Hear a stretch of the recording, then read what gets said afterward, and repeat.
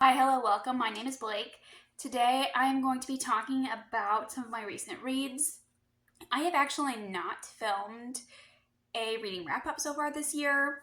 I was in a horrible reading slump in January, but I kind of crawled my way out of it. In February, I took some time off of work. I went on a 2-week vacation and I got the reading bug back and I managed to read 6 books. And I ended up enjoying almost all of them except for one, and I'm going to talk about that one first. And that first one is Alchemy of Secrets by Stephanie Garber. In this book, we follow Holland, and she is a college student. She attends this course and it's kind of a secret course. It's not listed on any of the class offerings or anything like that. It's a secret course about magic and folklore. And Holland loves this class. And she believes in magic. She believes what this teacher is telling her. And she goes out to find one of these local folklore legends. And she finds him for him to tell her that she is going to die at midnight on Halloween. And in order to live, she must find this alchemical heart before it's too late. And that's kind of the setup for this book. This is an urban fantasy, and it is Stephanie Garber's adult debut. But I will say this book does feel incredibly young. I was not a fan of this one. I ended up giving it 2 stars. I didn't really feel anything for the characters. I wasn't super invested in any of them. I didn't really feel for the relationships. I did not like the romantic connections or the love interests here. And I also feel like this book leaves a lot kind of open-ended. We in the book, and we still have a lot of questions, or at least I did. I feel like I left the book with more questions than I had coming into the book. And so I was not enjoying any of that. But I will say I did enjoy the setup for this book. It does kind of have like this old Hollywood feel, and I did like the idea of this secret college course that talks about magic. I did enjoy those aspects. I wish it would have leaned harder into those because I feel like this would be a very different conversation if this book actually included some of those elements because that's what made me pick up the book to begin with. Next up, I have Tell Me What You Did by Carter Wilson. And this is a thriller. In this book, we follow a main character named Poe, and she runs a podcast called Tell Me What You Did. And criminals come on here and anonymously confess to crimes. And one day, a man comes on this podcast, and he knows a little too much about our main character. And she believes that this man murdered her mother. But Poe has a secret herself, and he is aware of this secret. And he is alluding to knowing this secret. And that's kind of the setup for this one. I did enjoy this one. I ended up giving it 3 stars. This is not my usual cup of tea, but I did read this one with my book club. And we did have some good conversations. I feel like this book is interesting, but at the same time, I feel like there wasn't any urgency. Like, this character never seemed that worried about her well-being. She never seemed stressed or scared or paranoid. And I feel like if you're in a situation where someone knows maybe a little too much about you, they possibly might be stalking you, you would be concerned, right? You would be scared. But our main girl, I feel like every decision she makes, I feel like this woman is just like gaslighting herself into like thinking everything's fine when it's not. And I was a little frustrated with her, but also I feel like she never seemed that alarmed. So it didn't feel realistic. It didn't feel as tense as I think it should have. But I did really enjoy the podcast aspect of this. I do enjoy listening to crime podcasts and crime TV shows. So I thought that was fun and unique, and I liked the way that was done. Next, I have What Stalks the Deep by T. Kingfisher. This is the 3rd book in the Sworn Soldier series. This is a series of novellas, and this is an adult horror series. And in this book, we follow Alex Easton, and his friend that he has been in correspondence with says that his relative has gone missing and some eerie things have been going on. And he is calling Alex to come help him. And Alex kind of reluctantly goes along. The first book in the series is What Moves the Dead, and that book was nearly perfect in my opinion, and the second and third books have not come close to book one at all. But I did still enjoy these. I do enjoy kind of these creepy elements that T. Kingfisher includes. I like Alex and the friend group that we follow. I love these kind of weird ideas that T. Kingfisher has. I feel like her books are very unique in that aspect. But I did not feel like the horror elements were very horrifying in this book.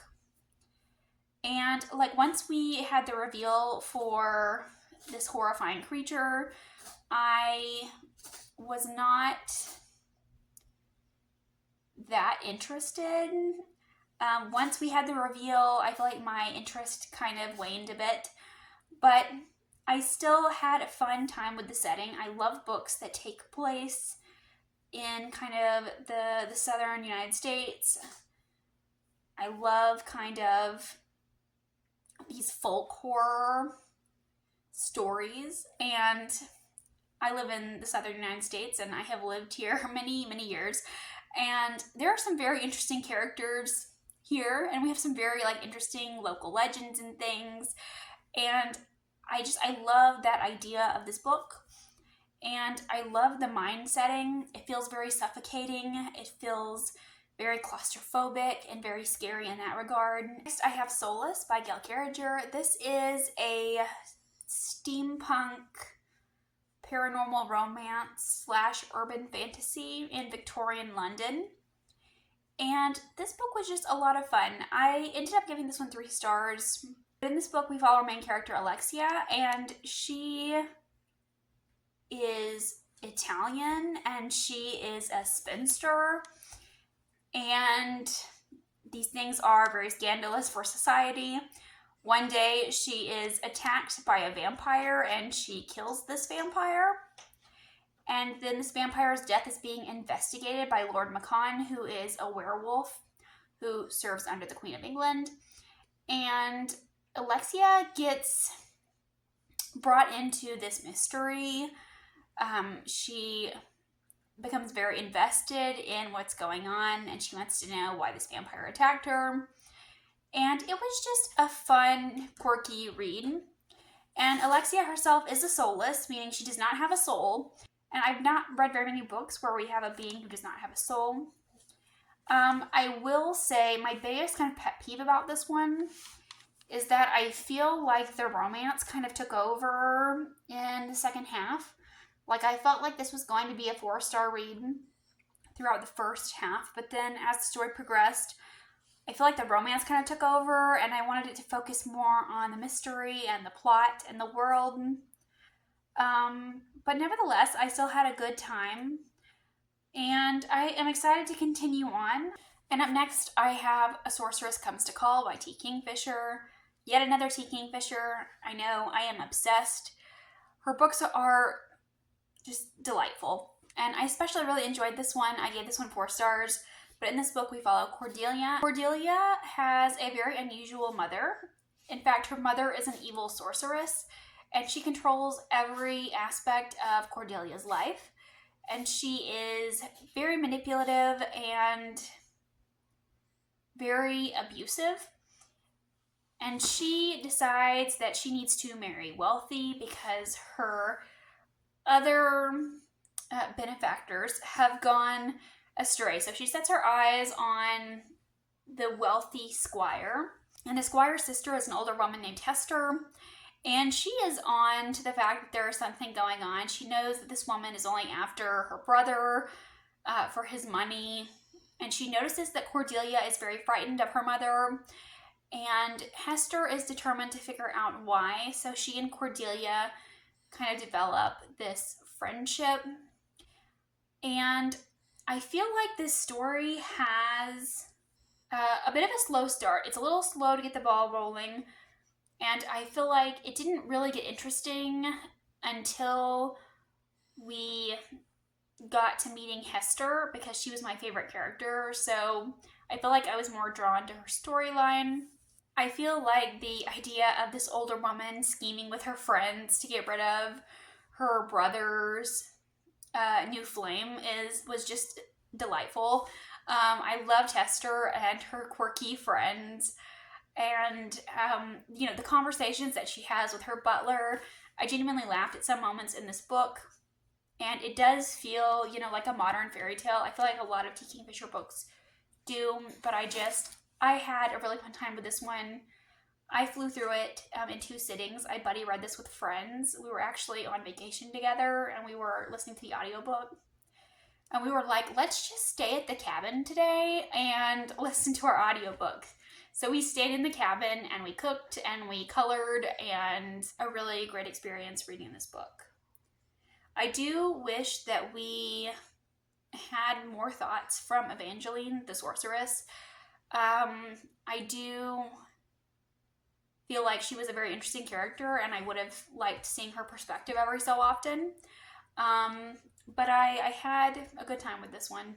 And lastly here, I want to talk about The Poison Song by Jen Williams. This is the 3rd and final book in the Winnowing Flame trilogy. And in this book, I feel like I can't say a whole lot about it because it is the final book, but we are following our characters as they are facing off against the Jurelia, which is an alien race that is attempting to destroy their planet. And we're kind of seeing the fallout of that. And this was a very good ending. This was like a very explosive finale. I will admit that in the first half of this book, I was very nervous. I was thinking that this was going to be a 3-star read because I feel like things were going very slowly. We had a lot to wrap up. We had a lot to do, a lot to address, and we weren't getting there. And I felt like we were running out of time. But the second half of this book really picked up. It was very explosive. We had a lot that was being wrapped up and being explained, and I found myself like really sad to say goodbye to these characters. I feel like they've really grown on me. I absolutely loved these characters in book 1, and I loved spending time with them, and I really like where this book ended. I like how everything wrapped up. It did answer all of the major plot threads, all of the major questions I had, but it still left some little things open. Like, I still have some questions. I still want to know about some of the characters and what happened to some people. But also, this book does a very great job of telling us where everyone is and where everyone ends up at the end of this book. And I'm a huge Jen Williams fan now. I will read and buy everything that she writes. Because I have a really hard time with series. I don't feel that most series end in a way that I'm really super satisfied with. But I really love the way that this one was done. So, huge Jen Williams fan. It was a great read. So if you're looking for epic fantasy, I would highly recommend this one. I do feel like the series is very underrated. I cannot express that to people enough. I feel like the series is an excellent example of fantasy, sci-fi, and horror kind of being blended together. It's a great mashup of genres, and it has some really interesting world building and some interesting magic. So if you're looking for epic fantasy, please, please, please, I'm begging you, give the series a try. But those are the 6 books that I read in February. Let me know if you've read any of these.